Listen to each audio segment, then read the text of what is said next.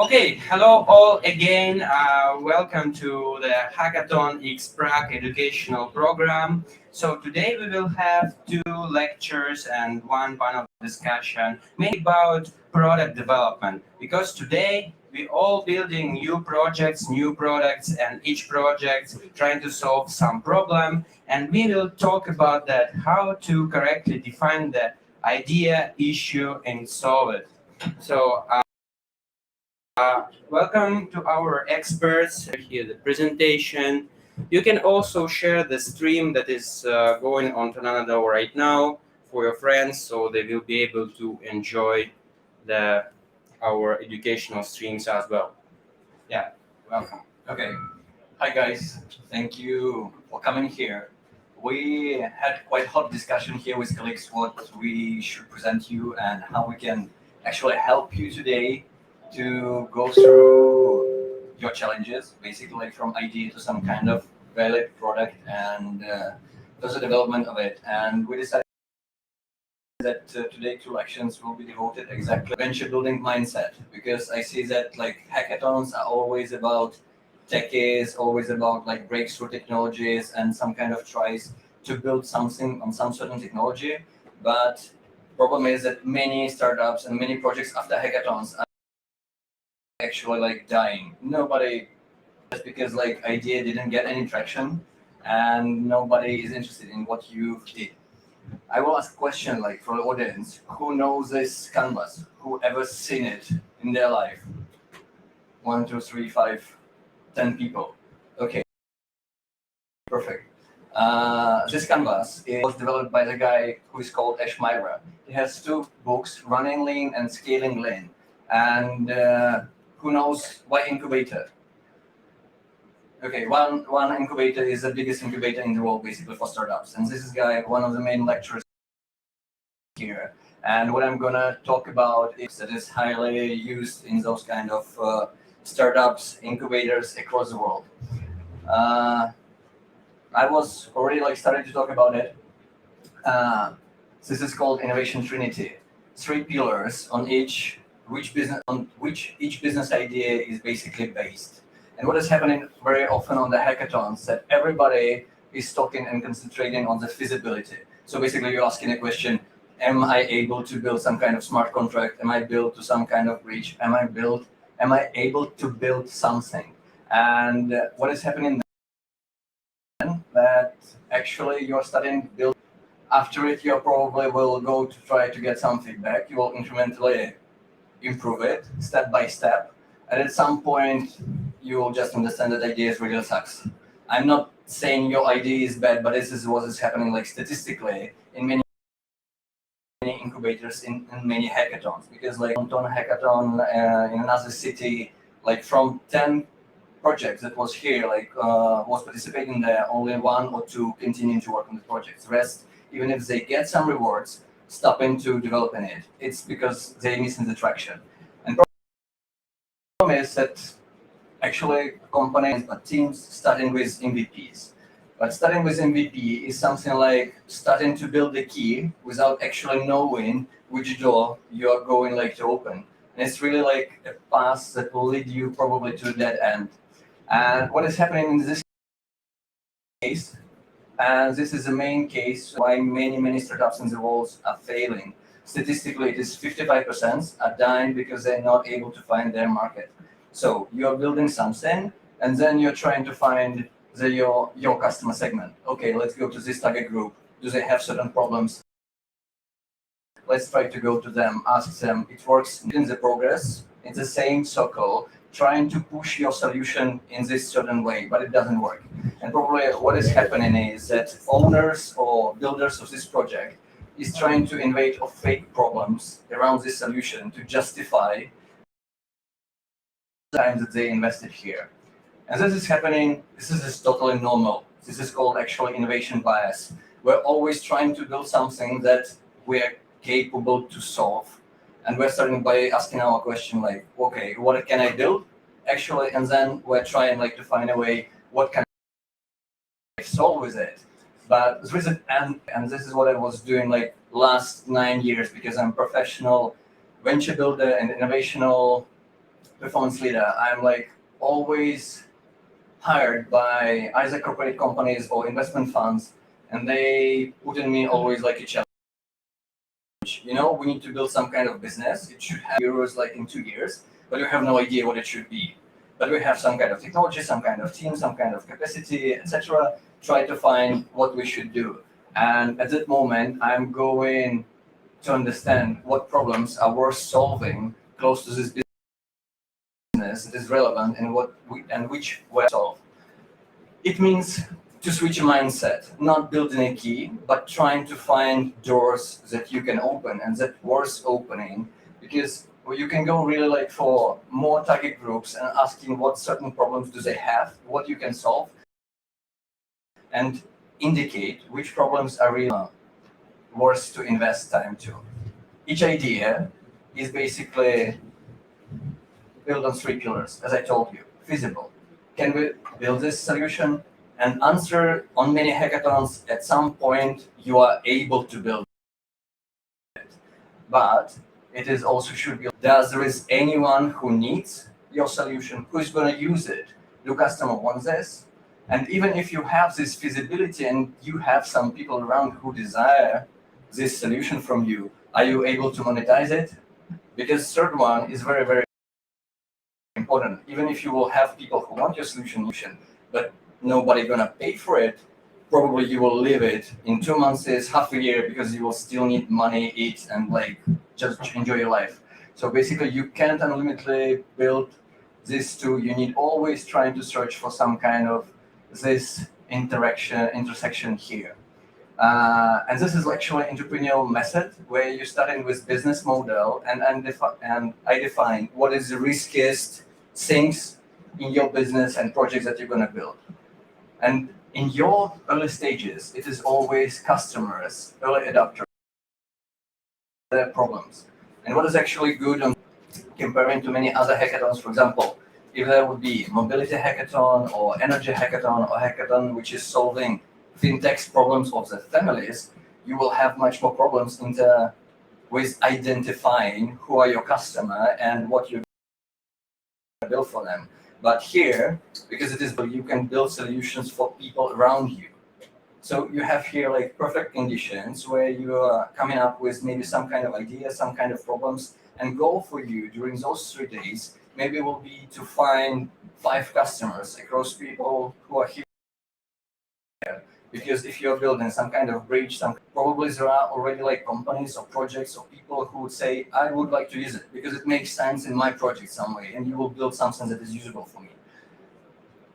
So if you will be able to find who is your customer, who are your early adopters, and probably you are all early adopters here, and what are early adopters' problems may be related to the projects that you are building, and you will be able to understand how those problems are solved right now, you will have 3 up to 10 times bigger accessibility in general, living this hackathon, even comparing to the state where you wouldn't ask these questions and you will just build, and build. How to come here? Building MVP. Try to delay it at least a bit. Try first, go and understand the problems, get insights. What is not working right now? Where's the problem? Where's the gap? Where you can build something valuable. Then just iterate the solution on the paper.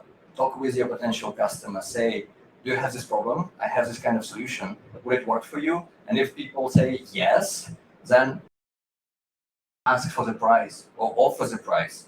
Able like to pay for it, because again, if you succeed here and this is desirable solution but no one gonna pay for it, probably you will leave this project and you shouldn't do it. So again, like try to repeat this exercise again and again till the rubber hits the road. This is where traction is going like to appear. And if you action and you will leave this hackathon with 5, 6, 10 people who will say, I need what you're gonna build. Even if you wouldn't win the prize here on the hackathon, you will still have bigger motivation to build something for someone you already like acquired. So basically, goal of the hackathon is show your code. And overall, if you want to really like become a venture builder and you want to build something valuable for you, is much more valuable to acquire first customers here or first users of your future projects. How to do this? Try to create an offer. Say that you have some kind of, you have this kind of problem, I have this solution, and this is different, and this, and I have some kind of unfair advantage. I'm going to be better. Then show the demo. Demo, again, can be on the paper, can be clickable prototype, can be even some manual jobs that you will do for them and say this later. And then come up with pricing. You should find your business model. It shouldn't be like the final business model, but at least find someone who would like, okay, I'm able to pay you at least some amount of money. And also there is like all those interviews, they're quite tricky in terms of that many people would say, but you really need to try to push it as far as you can to the moment when people really start to pay you. I know that it is hard to do this way on the hackathon, but in general in the business, this is the best way how to do it. That's why actually when I'm launching products, I'm never starting to build it. I'm just putting like a landing page. I'm saying I'm subscribing like early adopters. I'm collecting for waiting lists because I'm not gonna like allow to use this technology everyone. And just you should leave me email, telephone number, or whatever to be the first one. So I need people to make an investment, showing me that they really want my product. You have different type of experiments: customer interviews, landing page tests, feature tests. In the offer, you can again create landing pages, Mafia offer. This is some kind of offer where you're saying, okay, you're going to be my pilot client and I will give you like super discount. So basically this is kind of offer that they will like say, I don't need it. It should be like no brainer. I'm taking it. I want it. I will go with you. And for the MVP, this is like much more non-technology projects, but in many ways, for example, when I was developing, when I was working on some projects related to artificial intelligence, we were coming to the company to be able to calculate you some kind of data, and we will bring you some super results. And during like first 2 months, there were people basically doing macros in Excel, trying to calculate all this data and pretend that we have some kind of machine learning system that can bring you super results. Because we knew we're able to build this machine, but we need like to understand if customers would like to buy it or not. And this is actually main key to open like new venture. And here some kind of slides that I hope will bring you the understanding how you can think about like ideas and how you can think about customer needs. New problems we're solving are created as a byproduct of all solutions. This is like very popular example in innovations. First mixtapes, then CDs which were scratching. I remember how I had a collection of CDs in my backpack. It was like hell. When iPod came to the market, I loved it. I always had like my headphones, and 10,000 songs was like pretty what I needed. Then Spotify, smart machines had including all these services coming up and so on. If you will look on what job is solved with all these products, is just listening for something else. Even if you look on the 15th century, there were guys with violins and they were still like playing music. And this is all these products are just the progress, because when you had violin, okay, you can take a guy with you who would play for you. And basically this is like interaction rating of what people were using before, what they do now, and how you can improve a certain thing. And the second approach to ideas is by studying how customers use old solutions. This is related to the previous one, but I will explain it on the next example. Focus on what there is a people don't need inch drill bit, they want a quarter-inch hole. It makes sense. People are not going to buy to the shop to buy a drill. They have some need behind it because they need some hole in the wall. But the problem is with the holes, first of all, it is a hole in the wall. Then when you are like putting the art away, you still have a hole in the walls that you should like fix some way. So basically, you can build a better drill, but if you will look why people actually want it, and you will look for the context, and here, important slide, the building right always is some kind of product. This has some features, benefits, it's neat. I need something to fix it. But why person always buys it? Because there is some kind of desired outcomes, and this is what people want. Look here, drill a hole. Why secure a hook? Why I need to hang a painting? Is there is better tool to hang a painting? If we will focus on what people want, probably we can come up with something like this. You don't need a drill. You don't need a hole that you will need to fix. And if you look further, okay, why I need a painting? I need to showcase art. Samsung took and during the last years, this thing called the frame, literally, and this is TV.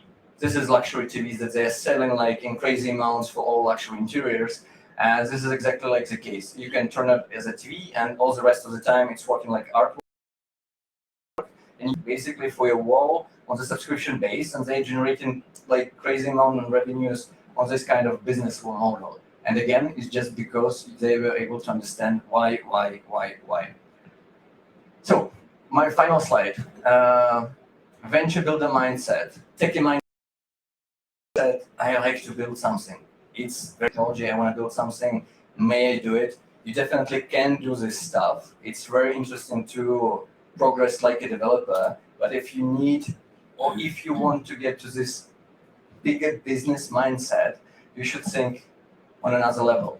First of all, start to love the problem, not your solution. Because if you will love the problem, you will know what is the problem. You can switch your solutions. One didn't work. Okay, I will repeat. If you will be 100% sure that problem is worth solving, you will go in the circles and trying to find better and better solutions. And someday you will come up with something that is differently breakthrough. I can solve this thing. Strong business model is a product. What it means. Basically, this canvas is a snapshot of your business model, because when you're building technology, you're just saying, I am building this kind of solution. It has some kind of features, parameters, it works in some way, but your business is based on the problems, on the way how you communicate it, through which channels, and how you're gonna gain money.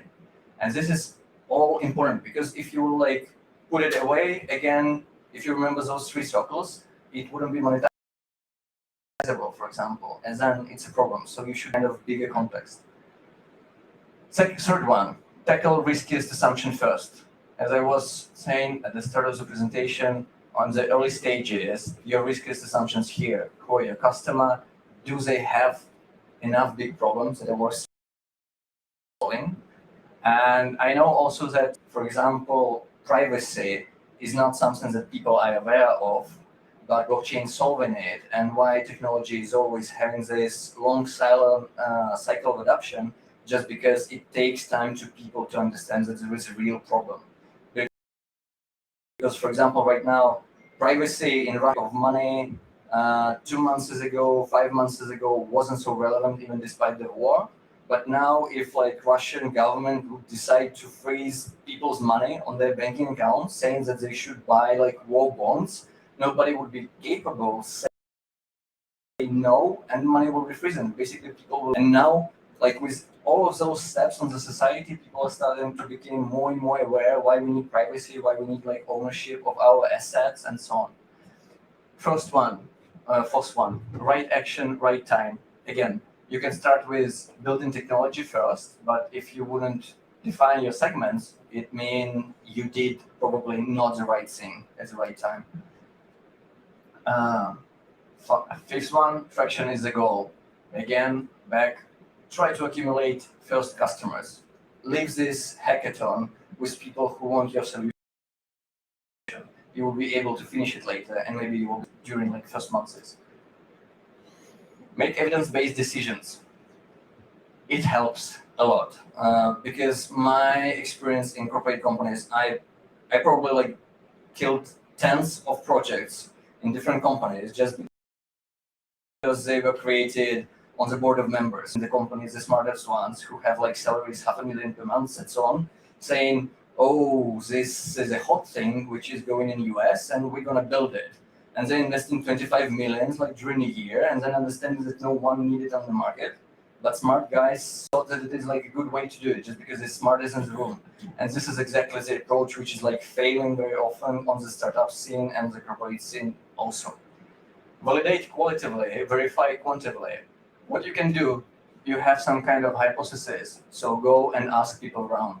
If you don't have the correct people around, go to the Telegram chats, to the Facebook groups, channels, somewhere. You can find them. Try to talk with them. Pay them $2, $10, whatever they can. And then, if you are able to verify quantitatively, it means posting questionnaires, making landing pages, making some offers in the Telegram groups who would sign up for your product.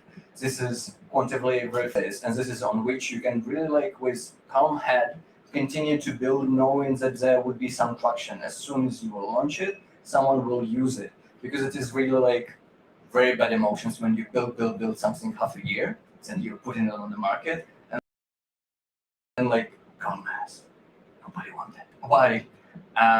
It's really like bad situation. And remove value from your vocabulary.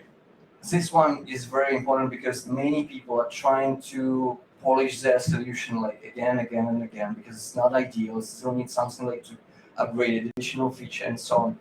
It's in some ways good approach when you're like corporate, when you're under the loop of many people who are watching you and so on. But when you're a startup, you are capable of doing mistakes, and basically making mistakes gives you the biggest and the fastest progress, because mistake means some experience, means some knowledge. So basically, I'm like was launching different projects for corporate companies. I was always like establishing the rule. Okay, we're not gonna put your brand on this product, but we're definitely gonna do a lot of mistakes. We will put this product on the market. We will launch advertisement. We will create like new brand identities. It will look like new startups, but we need to tech. Without it, your traditional ways, it's why you're failing. You're trying to polish everything, put it under your brand, and be super careful. Super careful is not working. That's why like corporate companies are mammoths, which are like not able to move fast, and why startups are winning them, because there is no failures, there is only experience. Continue like to push it to the market and get feedback as fast as possible.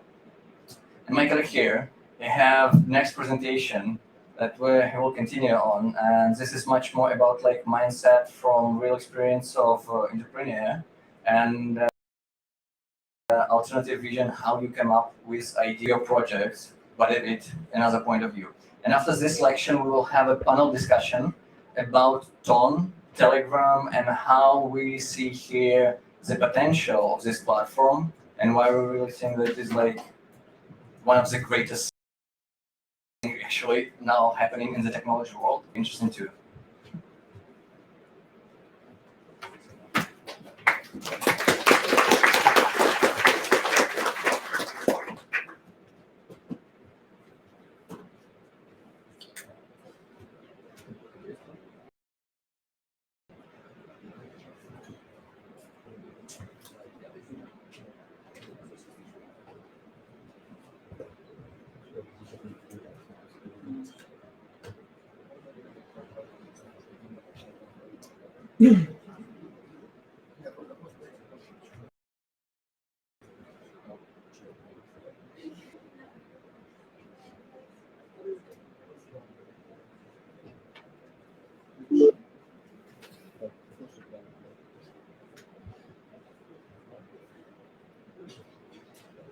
Yeah, and regarding this presentation, we will have a Q&A session after this presentation. So, sure. Yeah, Okay, can you hear me? no,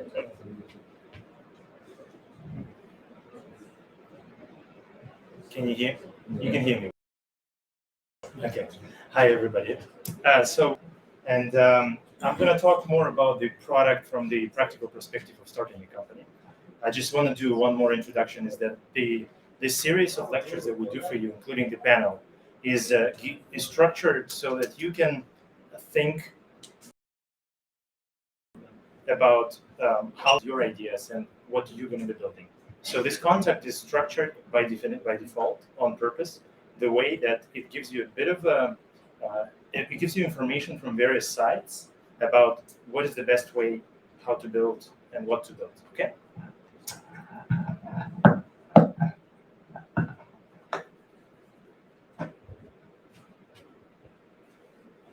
So just in terms of my background, I have a computer science background, and I've been in finance for the last 10 years. And we are a team of 8 people who are building Project Nubi. Nubi is a decentralized Web3. One of the first things that I want to cover with you, and this is going to be one of the main slides for this discussion, and the whole presentation is going to have 2 parts. One part is going to be about product, how you build the product, and then the second part will be on DeFi right now in this crypto winter, and overall what are the trends, so that this you can use information for coming up with ideas and product ideas. So I love this slide because it really talks about 2 things.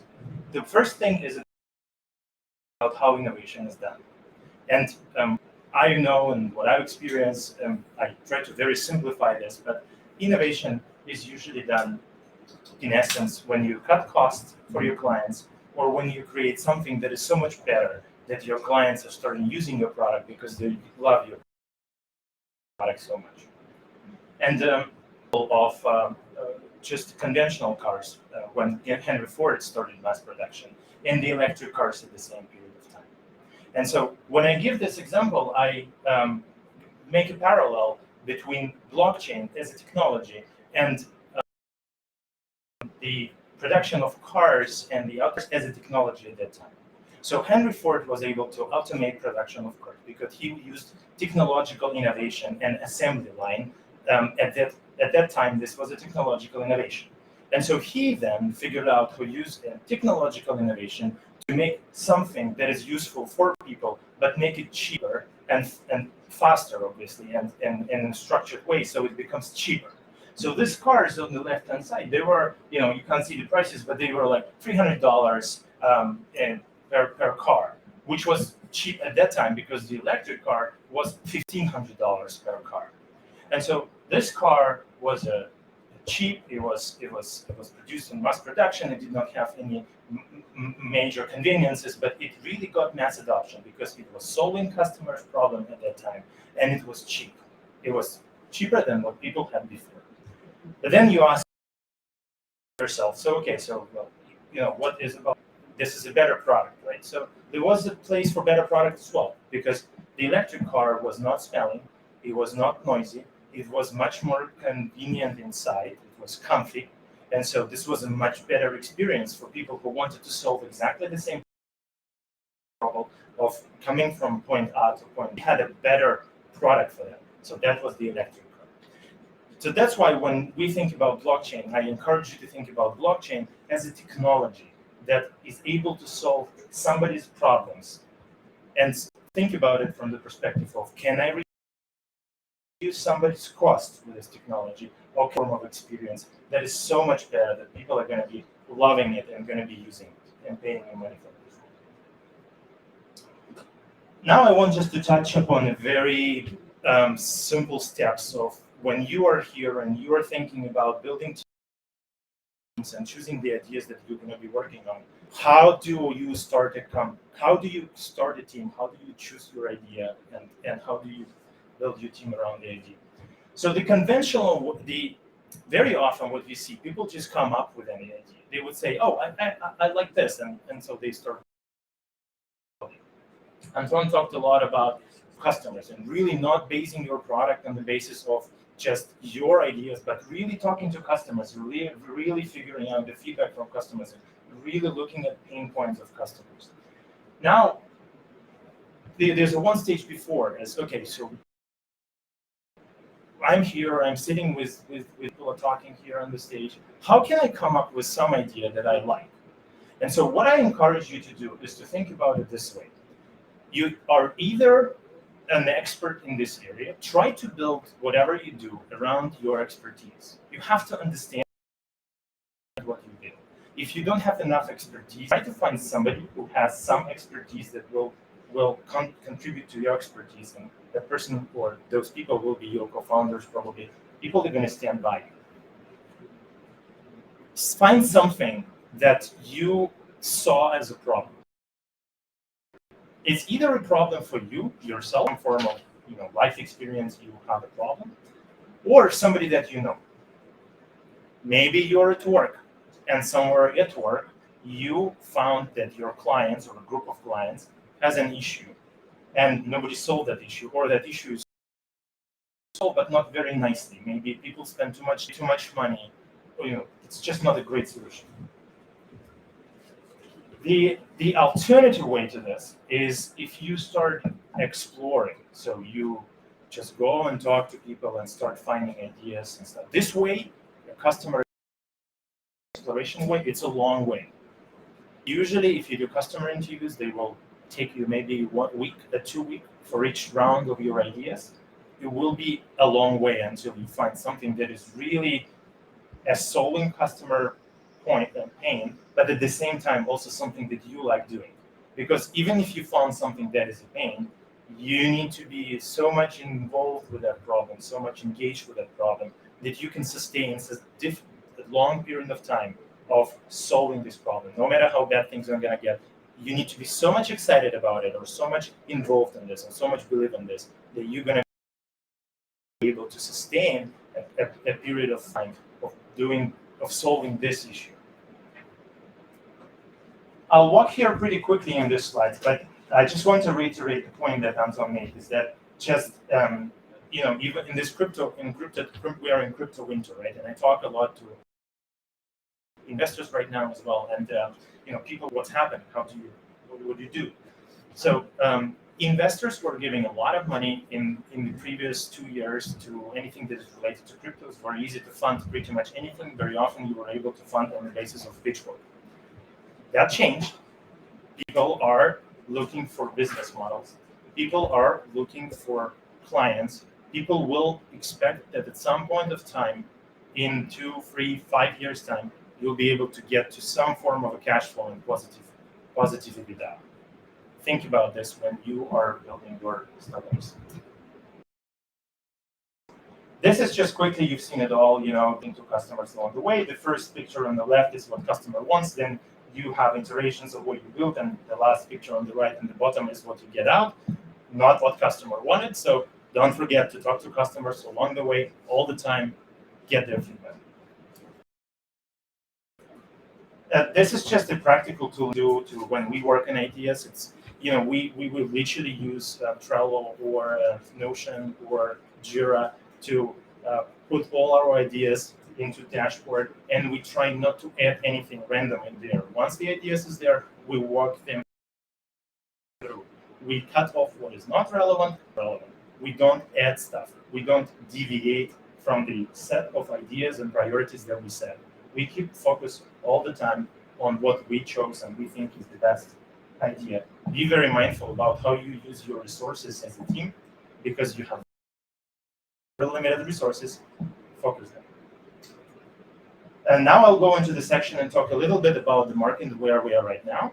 So this first slide is really, I took it from a presentation from A16Z.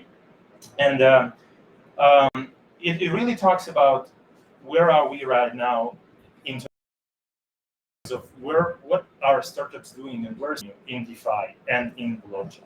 And as you can see on this chart, the most revenue is made in either DEXs, so exchanges, or lending platforms. So until today, the most money was generated in DeFi in kind of those two major categories, because people were building an intermediary between buyer and seller, and that was working.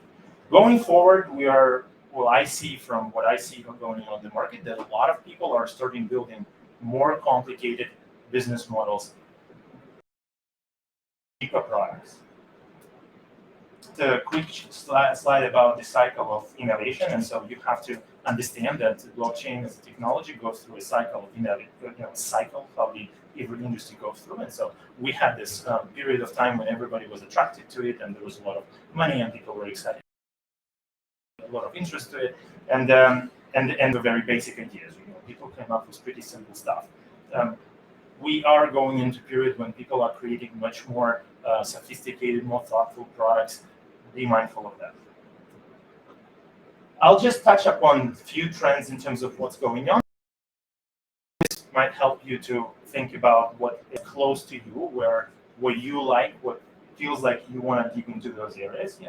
So I just chose 6 areas, but basically DeFi and everything in relation to finance. And so if you have any background around this, or you understand something in finance, that might be an area you want to kind of look deeper into.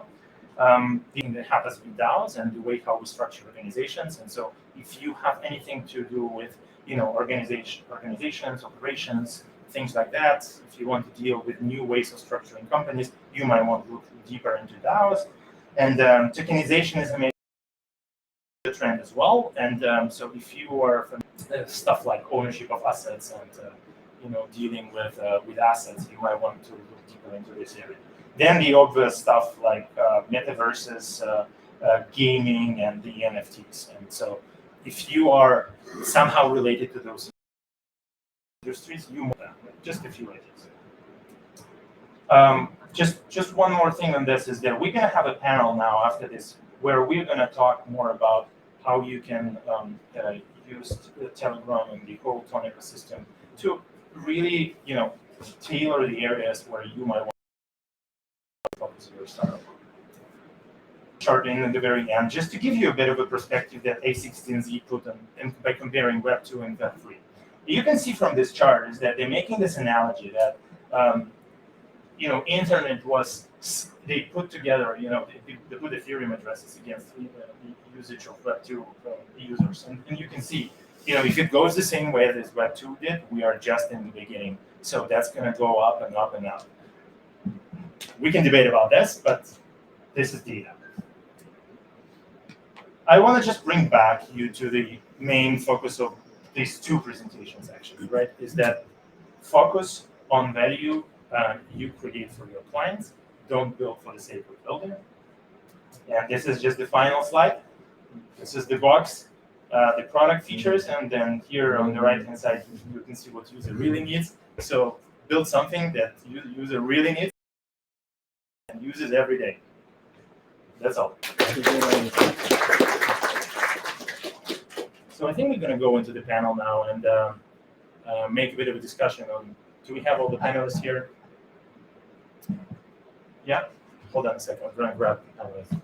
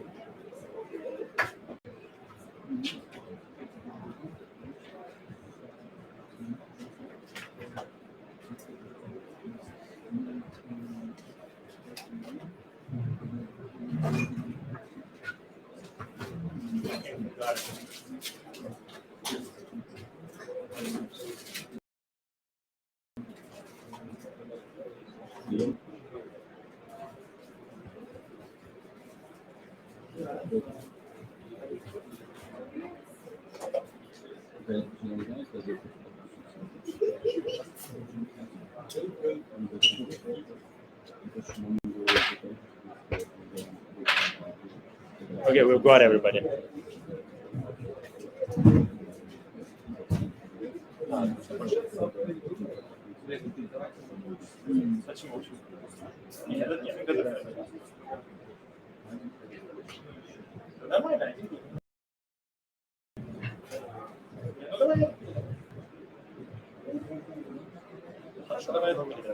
Смотри, давай рядом так сядем.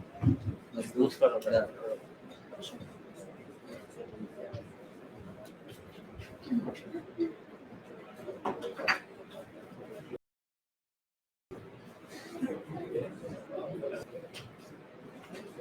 Наверное, знаешь, что вообще возьми туда. going to be half of that little thing. So yeah, we're going to do like that. We have one there and one there.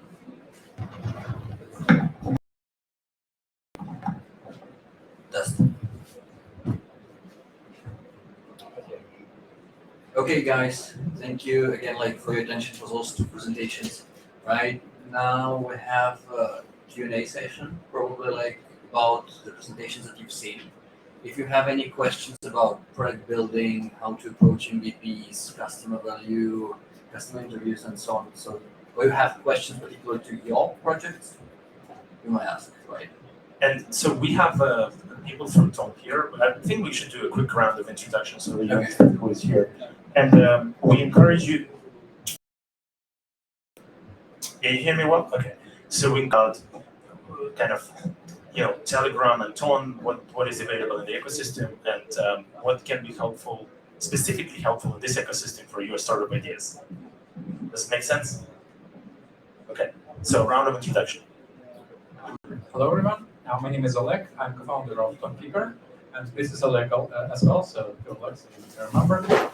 We can help you with problems regarding Tonekeeper. If you have some bugs or something, we can help with it. Also, I can help you with Tonapi. Tonapi, you can type in your browser tonapi.io, useful tool to. This is an API which allows you to work with Ton way more easily and with bigger level of comfort than working with blockchain directly. We have a lot of tools, a lot of API methods which will make it easier. And if you'll find some bugs or you need some help, you can come to me as well. I can help you because it's still early stage product, so a lot of stuff not working very well. Thank you. Hi, my name is Oleg Andreev. I'm founder of the company, and like Oleg said, our kind of shared vision is to develop the commercial infrastructure for Tom, which includes the APIs, wallets, smart contracts for various payment needs, and we want to be sort of that connects, helps to connect all the developers, businesses, and consumers. So, thank you. Hi, I'm Ricardo.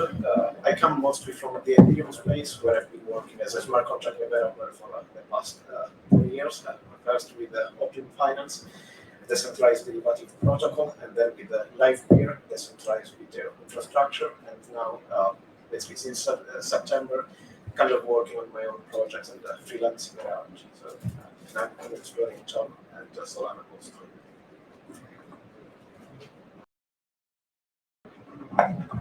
So actually, I myself at the start of the presentation. My name is Anton, and last 9 years I was doing venture building for corporate companies, for investors, for startups, and I was dealing with different challenges. And during last 6 months, I was chief of growth and strategy of crypto exchange. My company to another one, but basically what I'm doing is hacking the business in some kind of terms when they're hitting the glass ceiling, basically they're not able to grow anymore. I'm trying to always find them to pass how to overgrow the elements. So how are we gonna do our self-managing kind of discussion?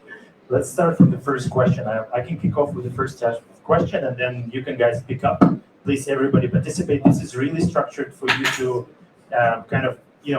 get ideas of why the ecosystem of Ton is useful and how can you. Okay, so really dig into this. We specifically structure this for you, so it's useful for your ideas. So maybe the first question is really, it's an open kind of wider question to everybody. Is, in your experience, why do you think that the Ton ecosystem is special or useful to building products? What features do you know are specifically useful or are very useful to people, or don't exist in other blockchains or applications, right? Try to start because this discussion actually was created during our design progress of these presentations, and we were thinking about what is the biggest value probably would be for you. And we started this discussion: how would you approach Ton and Telegram? How would you see it? And as I'm not techie guy at all, for me, like, I'm not getting excited this kind of stuff. I understand the value of it, but I'm always on the side of consumer. I'm always thinking about, okay, what market is gonna get from it and why users will need it. And why I'm really excited about Telegram, because there is no alternative platform in the world except Telegram globally. 700 million people, in 2 years probably 1 billion. Who can compare to it? Like WhatsApp? WhatsApp is nothing. And it's totally old school, right? Facebook, they were trying to build Libra, but SEC gutted it out, and this is probably like would be, if Libra would be out, this is a leader for Ton, probably in the world, but still they're not able to do it, right? And they will never allow to open community to work on it, so it's not a competitor at all. And my thoughts are going like further around Telegram. Actually, try to think about it as a only global platform and software can launch product internally. Imagine Facebook or Google would allow you to build your product and inbuild it in their platform. It's impossible. There is no other opportunities except Telegram, and Telegram can do and can provide you such opportunity.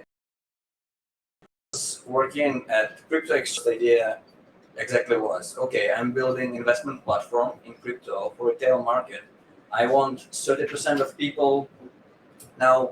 Banking services are used by majority of the retail people in general, and crypto in 2-3 years will be used by 30% of people.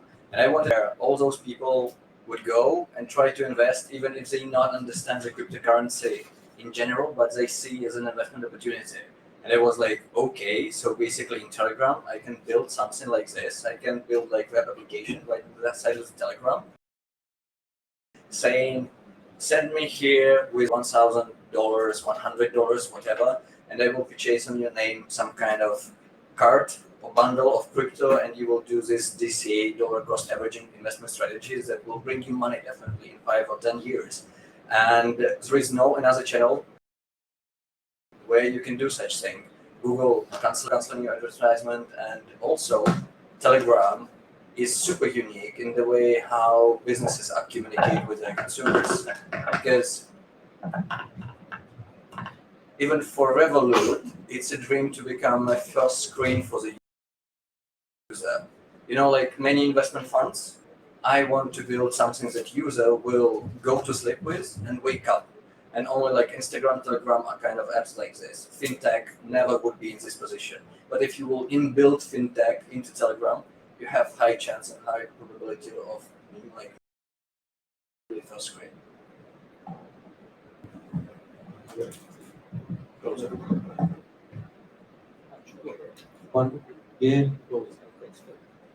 Yeah, I agree that the main advantage of Telegram is the massive user base, but there is a sort of risk that becomes more like, I don't recall the in China. That is there is Alipay and there is also WeChat. Yeah, right.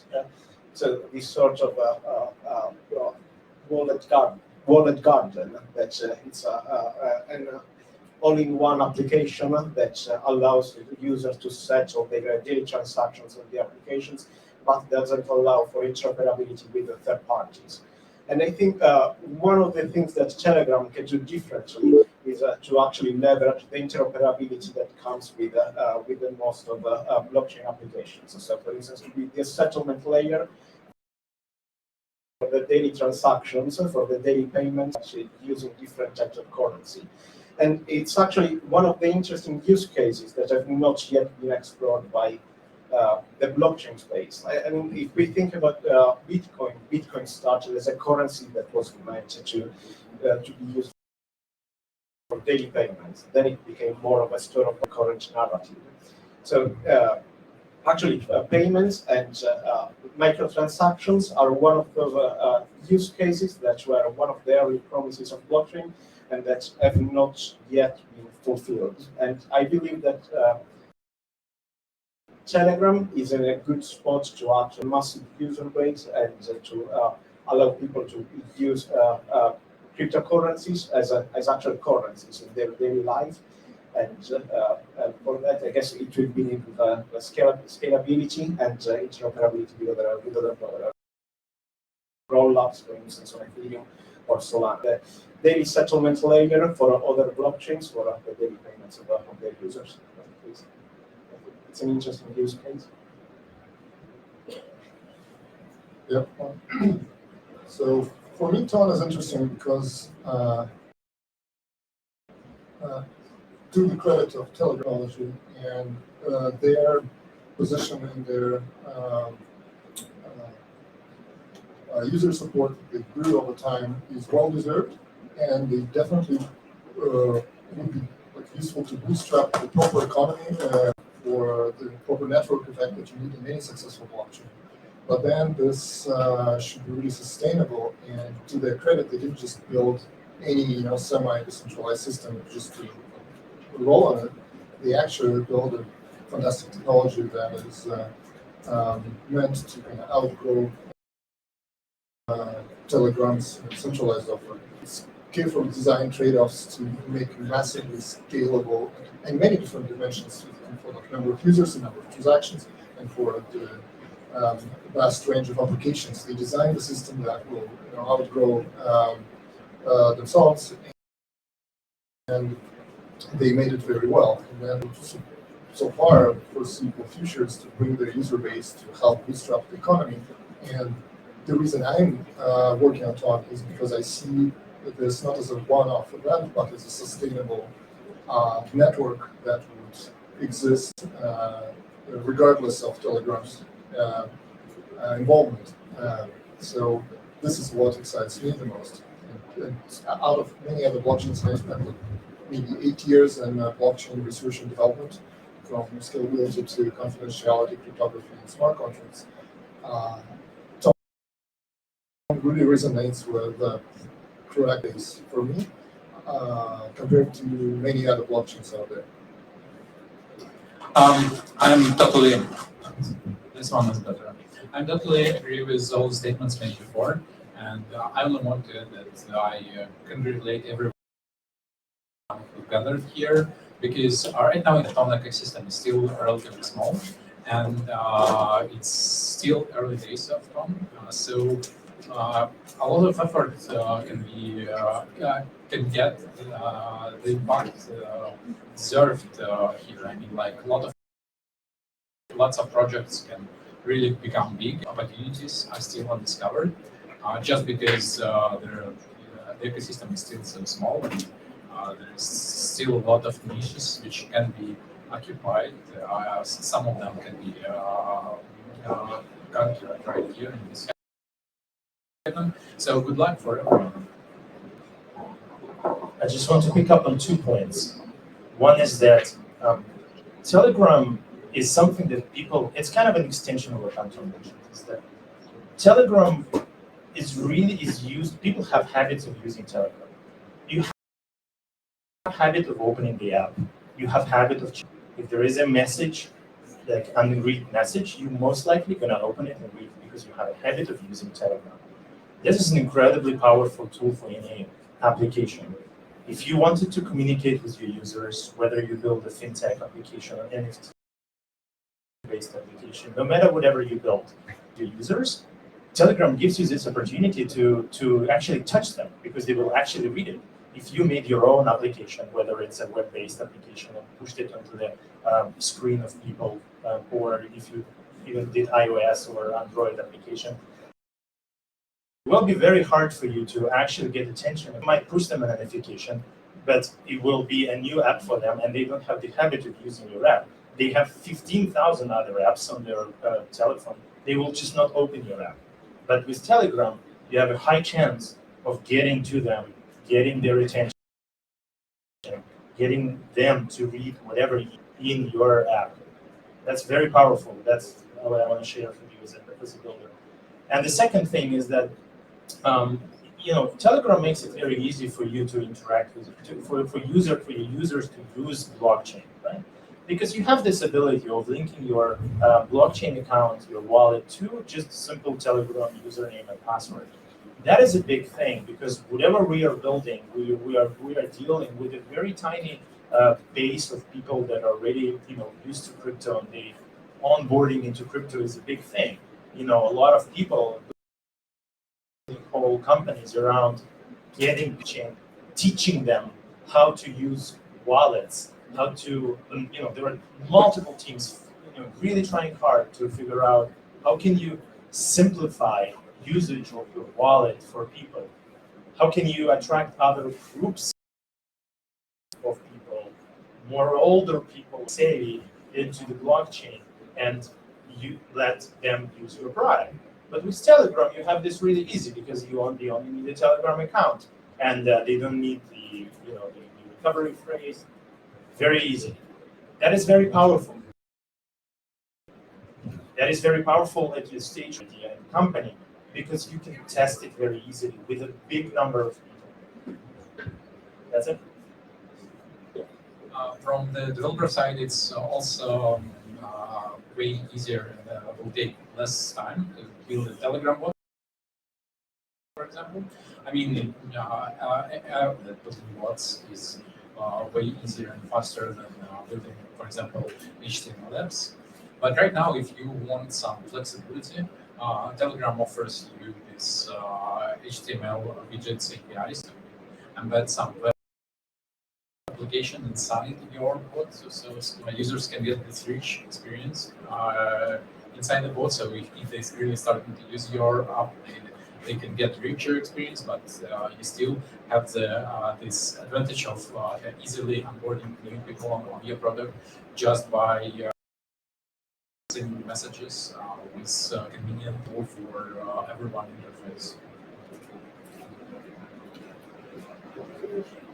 So should we start Q&A session? Yeah, we should open up.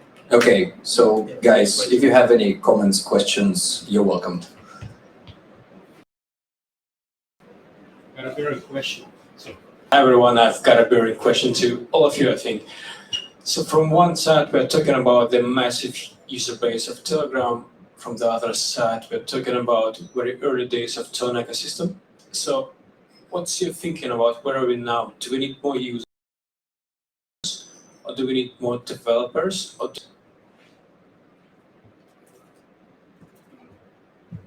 I think we certainly need more developers and more users, both of them. I mean, many products have this question of chicken and egg problem, and we are not. We also have this problem, but I think at this moment the ecosystem is starting to grow already. So you also we already have like a lot of developers, a lot of stuff going on, a lot of projects, and we also have some amount of users. I mean, recently we see this around NFTs on Ton. At some moments, NFT marketplaces on Ton was big enough to compete with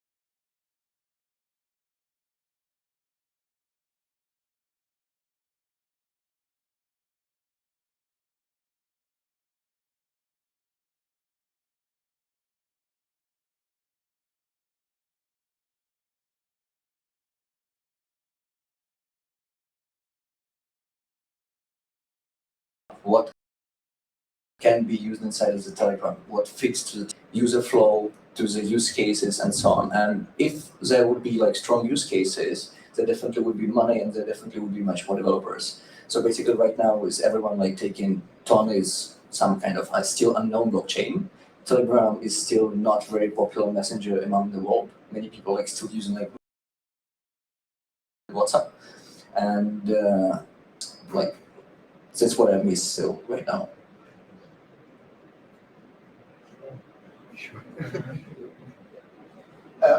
I think also it's more of a matter of developers because so I know a fair amount of Solidity developers, Ethereum developers, and a certain amount of Rust developers, but until now I didn't know any developer who's actually fairly proficient with the fancy. So in order to have use cases, you need to have people who are actually thinking about the use cases. And in terms of this that can be enabled by Telegram, I still I don't think you can have a native DeFi application on Telegram. I think it's mostly a sort of complementary layer that can enrich your user experience on your DeFi application, or can increase the user retention. Because as Batin was suggesting, Telegram is the application that you always check every time that you want to usually interact with your crypto community. In fact, it's the go-to messaging layer for crypto. So there is a build messaging applications like Status and other applications, and I think Telegram has a very good shot at monopolizing that market, even if monopolies are a kind of a bad word in Web3. But if we just look at the best way to, I still think it's a payment, because payments doesn't require a user to think, hey, this is a blockchain, this is something that I need to know how to set up a Web3 wallet. It should be something that is extremely seamless, just allows you to have a very nice payment experience when you are going to your grocery store, or when you are going to pay for your very similarly to what Binance Cards is doing, or Solana Pay is trying to do at the moment. And I think they are the two most successful attempts right now in the blockchain space at doing payments, daily transactions. And I think Telegram has a very good shot at actually replacing them or integrating them. Interesting for Telegram to integrate with Solana Pay as a settlement player. So I would be curious to see more bridges from, let's say, Solana Pay to Telegram, or more on-ramp, fiat on-ramp. I'd like to add to this. Use case is the Ton is really a unique platform, because you're given some building blocks that you could use to build a wide range of payment experiences that are very close to centralized systems with subscription, various like payment management systems. You could build this right on chain with smart contracts in Ton, that would work at like on par performance and convenience for the users, but at the same time would offer you fully decentralized, trust minimized experience and protection of the money. So you don't forced to build some sort of like bank to make any interesting payment flows.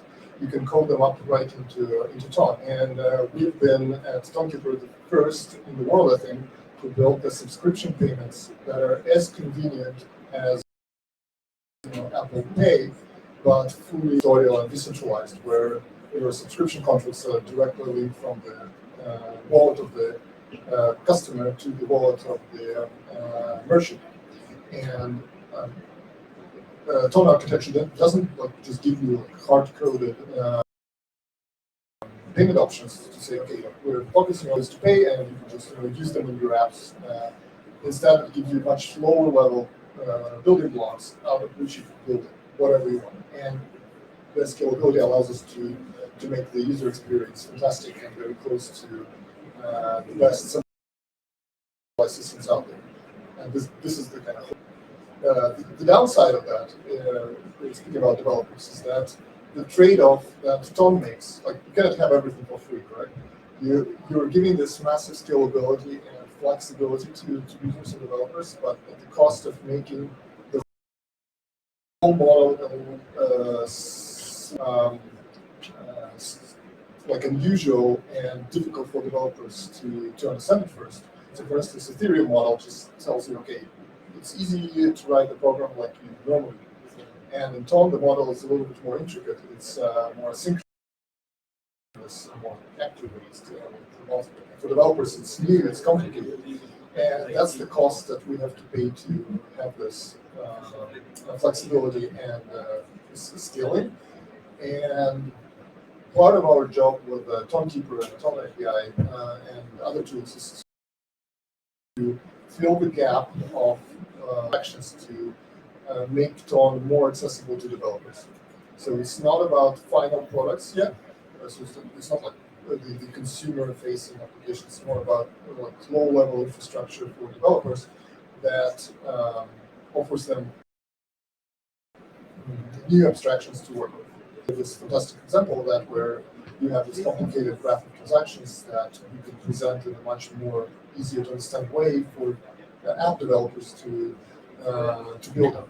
And like that's the state of Tone development. Actually, it's true that a lot of infrastructure is still missing. For example, it was mentioned that there are not a lot of fancy developers out there. And that's true, and the reason for this is that fancy is quite complicated and quite low-level language. So it's hard to learn low-level languages, and it's hard to learn a new low-level language which doesn't looks like any other language. It's completely new. So I hope that in future we will have more infrastructure. For example, there is a project right now called Tact, which is a brand new language, which is way more high-level language than Fancy. We write smart contracts for it. And I think the more projects like this will emerge in future.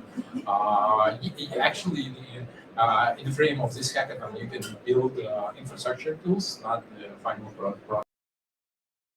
Users, it's an option for anyone. And even developer tools for blockchain developers here is an option. So you may look at this side. Yeah, just want to pass back to questions. Is there any other questions? Shoot. Yep. Sorry. Hi, my name is Mark. The question: how much you think Ton is under protection of, let's say, Telegram and Durov name? Let's say Luna, for example, a project that, like, some conspiracy theorists who made the chip to them. Like there was some guys who were trying to make a project how to succeed, and I'm just curious how much Durov can actually defend Ton from financial guys who can play around, and maybe not from the technical or project or the team side, but more like they can play on the market with it, and it might just look like scam, like on the price, some manipulations with price, shit like that. Do you think Ton is in any way defended by people? Let me pick up on this. It's a complicated question, right? So it goes a bit into a few assumptions about what happened with Luna and what might or might not happen with Ton. So maybe for the purposes of this hackathon, we focus on it might be difficult unless somebody has a really strong opinion about this, but it might be difficult to comment on this because it requires you to go philosophically a bit about, what could happen or might not happen. It would be really good if we can focus our attention on what people can build during this hackathon and, what is the will come up with ideas during these few hours of brainstorming. So if any questions are more towards this, then maybe we'll pick up those first and then, yeah. Does anybody have any other, yeah?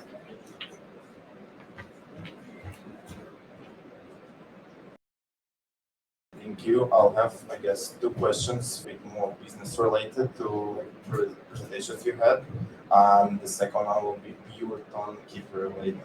I find maybe a small part of this in your ideas. So I was curious about how do you perform the cast dev for your projects, especially like in such fulfilled as a newbie team works regarding all that, let's say, blockchain related projects. For me, like from not that big experience in casting, it's really hard to find a person which will provide like really, let's say, interesting and needed feedback. Just for me, I don't know, like blockchain projects really don't looking for some pastors feedback or something like that. And I was like really curious what you can say about that. You had two questions. I will just Okay. Okay, so on coming back to my point that ideally you need to be an expert or have somebody in the team who is an expert in this area, so that you are already have a lot of understanding. And in terms of finding people to talk to, first of all, this will be people either in your community friends. Those are the people who would be willing to talk to you just because they want to help you, right? They just want to share their experience. They have some experience in this area, and they're happy to spend 15 to 20 minutes to talk to you and talk about this area, and because they like you, right? Then if you can't, then you can reach out on LinkedIn, and you can write on LinkedIn to people saying, hey, I'm working in a startup, but I'd really love to learn about this area because you're a domain expert in this area, and I'd really love to maybe have 15, 20 minutes of your time to talk about it. And there will be people, especially in the US, who are, because they just know how hard it is to build a startup, and then people who are starting companies, they need a bit of help. So, and it will be harder just to really find, just people who will be for free, just coming in and just sharing this with you otherwise. So it's more about on the basis of you, a young team, maybe university stuff. Thank you. And the second one, it was just, I don't know, I had an issue in Tonekeeper when I was trying to buy some tone with my card, basically, and it doesn't work actually. And UX seems to be a little bit like broken, but it was on iPhone 12. I don't know if it's like, I can show you later the screenshot. It will be very good to show the back. There are two technologies inside. Two different companies can provide you the capability to buy token currency in Tonekeeper, Mercurio and Neocrypto. So it's very much depend on what tool did you use. Yeah, but that bug seems to be like only like inside the application, not like on those windows. But before, like it doesn't even like load those APIs. I don't know which kind of provides the external companies, but it seems like to be broken inside the application. It will be highly appreciated to show the back. Thank you. Thank you very much.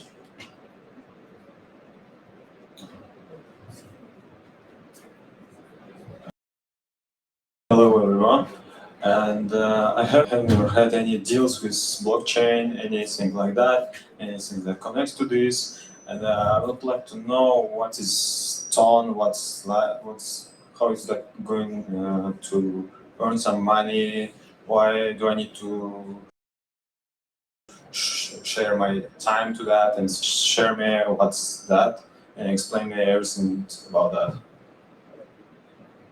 Okay, so the future is crypto anarchy, and blockchains is a way to do that, but blockchains hard to scale. Tom figured it out, so the future with crypto anarchy is with Tom. I'll make a quick comment in terms of what's going on with financial system, if you just wanted to understand what blockchain. So blockchain is effectively, you can look at blockchain as a decentralized database. It's a database by anybody. If I give an example of a bank is a database, and there's an organization around that database where people are guarding the database, making sure that the numbers are correct in the database, and they are taking commission for doing that job. So what blockchain does is that it allows you to do exactly the same things. So you don't need one organization. You can do it just on blockchain. And so that allows you to look at many business models that are out there, especially in DeFi, and look how you can do this better without those organizations. Can you do it directly? Can you do it faster? Can you do it cheaper? Chain is a very interesting technology that can help you to find new business models around a huge sector, for example, DeFi. There's another sector, for example, ownership of assets and NFTs is a derivative of this. Look there, like how blockchain, when you suddenly, as an owner of a music or a video, can do directly at any time that your product is used, how this changes the industry of distribution of media and content. I actually would like to provide you with one example apart from payments about the use of NFTs outside of selling pictures for money. Actually, just an example to boost your imagination and help you find your own ideas. So imagine ticket selling business. For example, you host some event like this hackathon, and you want to sell tickets for money. Electronic tickets, but the problem with this is the people who bought those tickets wouldn't be able to sell them to somebody else. So the second-hand market wouldn't emerge because there is no way to check that this ticket is valid. Because I can sell you some QR code, and you have no idea how to check if it's valid or not. So the other problem of this approach is that those tickets has no value when the event is actually happening. I mean, in the future, like in the past when we do not have those electronic tickets, when tickets were paid, people usually lost these tickets as a memory of some important event for them. And these two problems can be easily solved with NFTs. So NFT can be easily sellable. So I can buy a ticket to some event, this hackathon, for example, and then I can sell it anybody else if I, for example, do not need this ticket anymore and decide not to go. And then in the future, when this event is gone, this NFT still can be used for some marketing tools, for example, for the next event, for the next hackathon. For example, people who will the same kind of event, for example, the Dom Hackathon in Israel, just for example, they will be able to make some discount for people who was here, who can show the NFT of the ticket from the previous event. Just an example, but there are a lot of use cases like this. So we have some tools. You have NFTs, you have jetons. In the future, we'll have more instruments to work with high level of abstraction. So happy hacking. So. Any other questions? Okay, thank you. I just wonder, because I'm very interested into cryptocurrency, and so it's dropped significantly. And coin recently, which is very cheap. So I'm curious, since you're such top enthusiast, what's your forecast for this coin? Well, the market generally is very, very choppy right now. So, it's very hard to forecast the market, and performance in the past never dictates performance in the future. It might be, unless somebody has something seriously to tell about this, it's going to be hard to speculate about, whether it's going to go or down. But if you build a really nice startup, you can, you can monetize your startup and raise funds, team, and sell it later on, and that's going to be a guaranteed return. So maybe it's a better way to invest time. Yeah, actually, good advice to people who are doing investment: do not speculate, invest. So if you're talking about investment, the horizon where you should invest is at least 2 years. So I think in 2 years, don't have amazing prospects. So my forecast would be high, but in shorter time, it's no point to investments because it's unpredictable. I mean,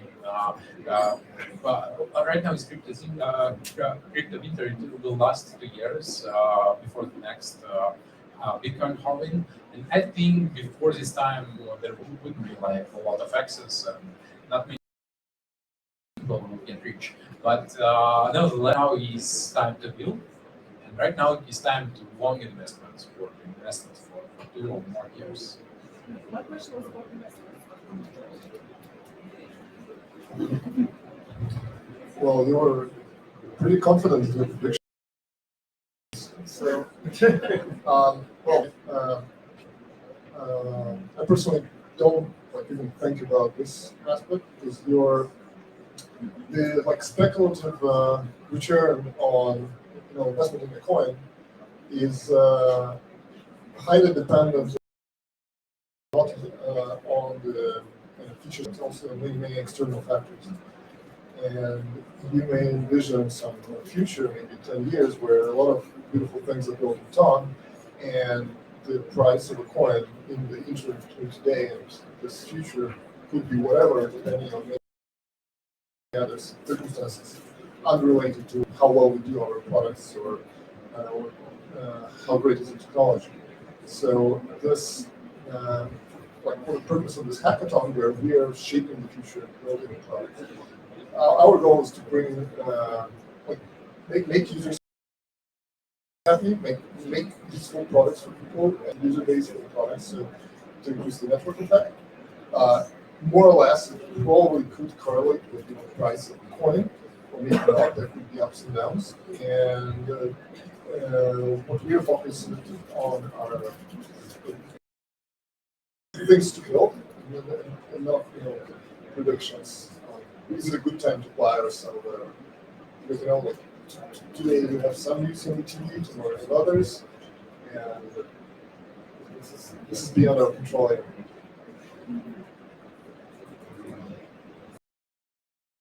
Personally, I jumped crypto, but it's not an investment advice. I think it's better, at least for the time being. Not very popular opinion.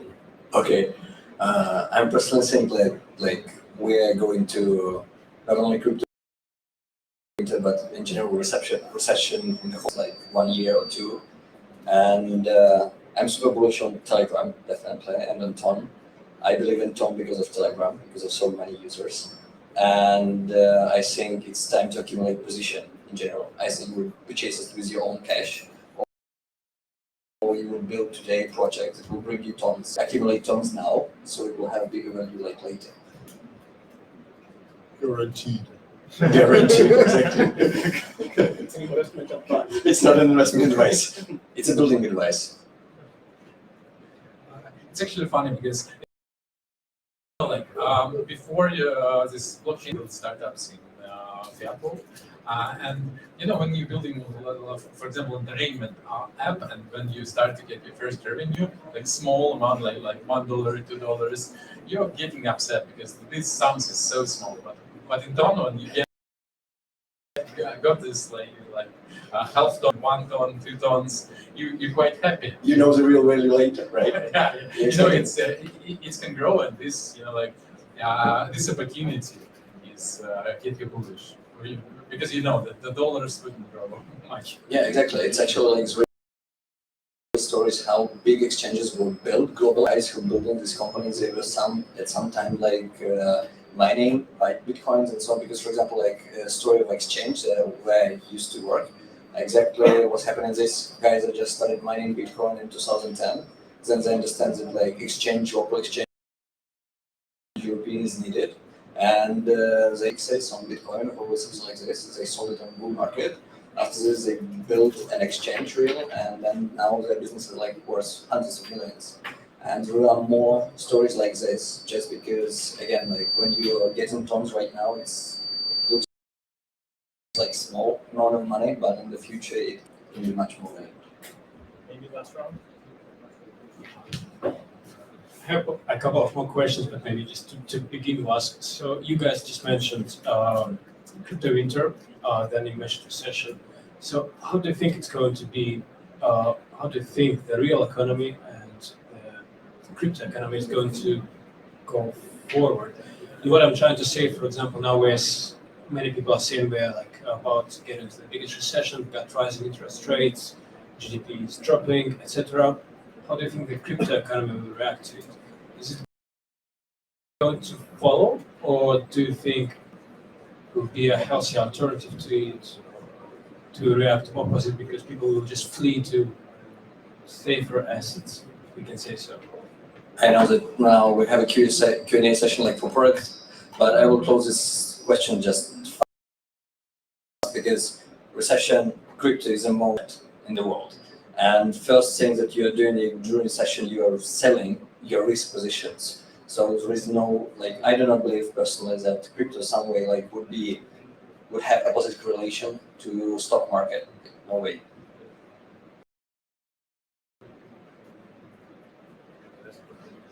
I just want to say, I really try to get around those questions around predictions and stuff like this, but what I want to say one thing is that technological innovation is one of the main drivers of economic growth of the economy, whatever, in the world. And so you are in a position to actually build products and innovate and really figure out a way how technology can solve and really figure out a way how technology can solve some of the problems that we have better. And there is the amount of innovation is huge. So you're in the right place. You just need to, get organized, build your teams, structure, find an idea, focus, and build. And that will capitalize hugely. Recessions also through projects happening. So this is really exciting time to build, actually. So that's it. Any more questions? Ask a question.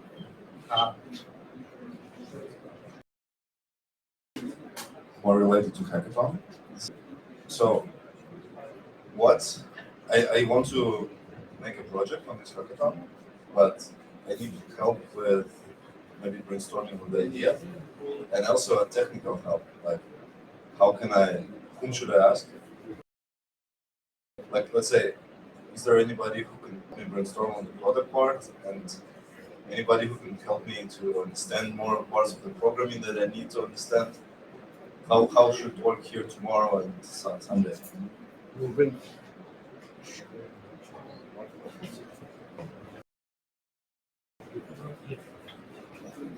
Today or tomorrow morning, we're going to announce in the Telegram channels how workshops going to be organized, because we're planning to have like workshops to last at least on the product making in general, and maybe guys will be able to organize some kind of technical consultations. So we will let you know later today. But we already know that the workshop content will be about going really from problem solution, where you with the group will be able to, with guidance of somebody from us, go and think about ideas and areas of experience, like really things. And then Anton showed the whole slide with problem solution, market, competitors. And then on the second workshop, we will also answer all of the other questions about competitors, market, business model. We will spend time with you so you can really figure it out. More questions? Any questions? There was a question there. Last question. Okay, so we're good. So I don't have a question. Take away very quick. Not a question, just take away. In regards of the price and the use case, I heard about good statements such as, if you build so much use cases that everybody actually using on a regular basis, users doesn't give a fuck if the price is up and down. Especially when your business model are involved, etc. So that's my take on that. And in regards on the recession, I'm not, definitely financial advice, but I would just say shorting S&P 500 is a good idea. Not so short, so that's it. Thank you. I think that's it, right? Yep, if we don't have any questions, so I think that on a session. So watch our Telegram group for the announcement for Or- workshops. And tell us, if you want to do them. We'll structure them around. Okay. Not sure if they heard. No? Yeah. Okay. Please just we will make announcement about the workshop for tomorrow in the Telegram chat. Please watch up and also give us feedback. Sign up if you're interested in those workshops.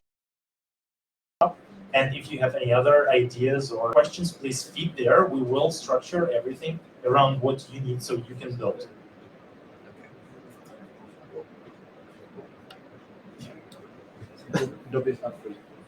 Okay. Cool. Thank you. Thank you.